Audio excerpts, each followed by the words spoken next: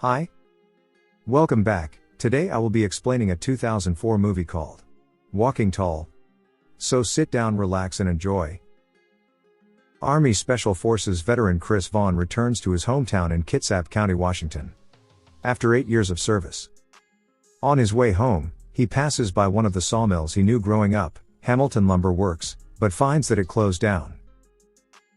The sheriff, Stan Watkins, drives by and recognizes him. He informs him that the mill closed 3 years ago and the main source of income for the town was a newly built casino. Watkins then offers him a lift to his home, and along the way they chat about just how the town has changed. Chris gets home and is welcomed by his sister Michelle, his mother Connie Vaughn and Chris Vaughn Sr., his father. They are all excited to see him and he informs them that he was back for good. At dinner, Chris asks why they didn't inform him that the mill had closed, but they say they didn't want to bother him.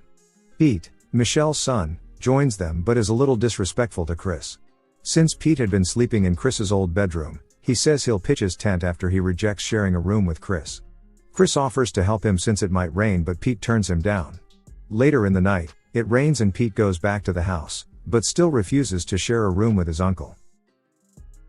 The following day, as Chris is repairing a sidewalk, an old friend, Ray Templeton, visits him. Ray tells him that over the years he became a drug addict, but he was now clean. He then tells Chris to join him in a game with his old friends. At the field, he meets with another old friend, Jay Hamilton, who forms a team with a group of boys who are new to the town, including one named Booth. During the game, Chris sees Pete hanging out with other boys who are smoking weed. After the first round, Jay and his team play an unfair game, with Booth taking a cheap swipe at Chris's injured knee. Jay also tackles Ray dangerously, and this leads to Jay's team winning the match. After the game, Jay invites Chris to his casino for a welcome home party. Chris then warns Pete against hanging around weed smokers, but he brushes him off. In the evening, Chris and Ray go to Jay's casino. Jay tells them to enjoy themselves and says drinks are on him. They enjoy a couple of drinks and then Chris's friends take him to a private dancing booth. A beautiful woman dances for him only to realize that it was his old girlfriend Denny. Denny shies away and closes the booth, and Chris goes back to join his friends where he notices that drugs are being sold in the club. He then goes to gamble with his friend Jimmy but realizes that the game wasn't fair since the dice was loaded. This leads to a fight, and after beating down a few guards, he is overpowered and knocked out. After he gains consciousness, he is tortured by Booth and Jay's men, then dumped in the road, leaving him for dead.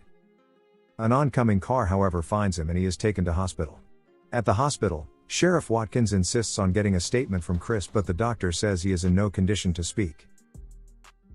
Watkins also asks for a toxicology report, insinuating that Chris could have caused it on himself, but Michelle asks him to go out and look for the person who tried to kill Chris. Ray goes to visit Chris and he tells him that the town has now changed from being peaceful to being rough and violent. Chris gets discharged and is taken care of by his family and Ray, and he gets better over time. He takes his truck and goes to buy supplies with his father, who questions why he came back. Chris says he missed working at the mill. As they drive by, they find that more mills have closed and adult clubs have been opened instead. After getting back, Jay visits him to offer an apology, and even offers him a job as head of security at the casino, but Chris declines. He even offers him money, but Chris insists that he would file charges with the sheriff. Chris goes to the sheriff to file charges, but Watkins dismisses his claims, saying that the case was already closed. He further notes that the casino is the main source of revenue in the town, hence it cannot be attacked. Chris however disagrees and tells him that he was done. Denny later goes to the Vaughns to take Chris's jacket. As he walks her out, he expresses his dissatisfaction with how the sheriff handled the case. Denny jokingly tells him to vie for the sheriff's seat since it was election month. When he goes back to the house, his mother informs him that Pete was in trouble. He drives to where he was and finds Pete had an overdose from crystal meth. Chris asks the other kids where they got the drugs and they tell him that it was from the security guards working at the casino. Chris hurriedly heads to pursue them, with his mother asking him to call the police, but he knows they are corrupt. He goes back home and picks his gun from the garage, amid requests from his father not to carry the gun. He drives to the casino but changes his mind, leaving the gun behind and picking a cider pole. He storms into the casino and ambushes the security guards, immobilizing them all. He then breaks the glass to Jay's office, who tells Chris that their relationship had been destroyed. Chris is then arrested and his lawyer asks him to plead guilty, citing that he would receive a minimal sentence. He also says that since there are many witnesses, it will be hard for him to win the case. Chris, however, rejects the offer, insisting that he was not wrong and the case is taken to trial. At trial, Booth and all the guards that were accosted by Chris give their testimonies. All the witnesses say that he is highly trained, dangerous and aggressive, which further complicates his case. When it's time for his lawyer to represent him, Chris decides to represent himself instead.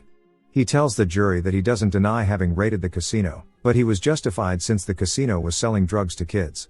He points out that having grown up in the town, he is devastated by what the town had become.